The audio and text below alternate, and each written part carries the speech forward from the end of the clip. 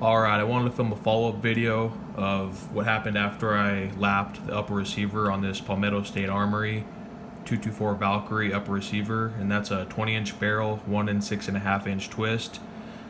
So after I lapped it, this was the best group that I got. Just under half an inch. And this was the best group by a long shot. Most of the other groups were about an inch, around an inch.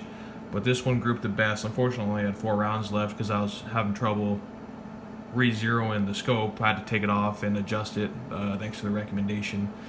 So again, that more than tripled the accuracy of what we previously had. So these were the first numbers that I had.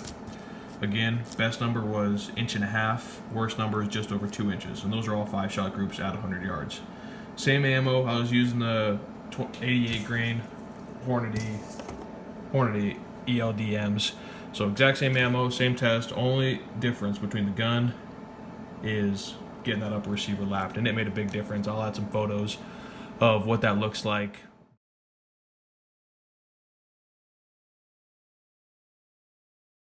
Another thing I wanted to note was while at the range, I had 3 failure to fires, and each failure to fire, the polymer tip on the bullet looked just like this. Another thing that would happen on that same failure to fire with the shoulder on the case would have a significant indent in it. Like when it went to feed, it hit the center divider in the feed ramp, gouged it, and then it diverted to each side. And it was a significant dent. Unfortunately, I didn't take any pictures of the dents that were in the casings, and I'm gonna have to do that next time just to prove it. And I can't say whether or not that when that dent occurs, that's the only time I get a failure to fire. But that's the only time that I was able to see the failure to fire. So there could be other times where that round chambers gets that dent in there, and then you could have accuracy issues because your powder's not going to flow the same when you ignite the primer. So that might be one of the issues going on with some of these 224 Valkyries. That might be why some of my groups are bigger than this. So that's just something that I wanted to note. And the last thing is, this is a scope that I ordered a few weeks back. The Monstrum Tactical 4-14 by 44, first focal plane.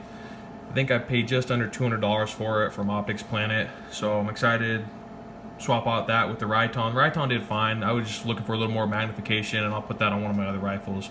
But excited to get this put on and see what kind of results we can get at the range next week.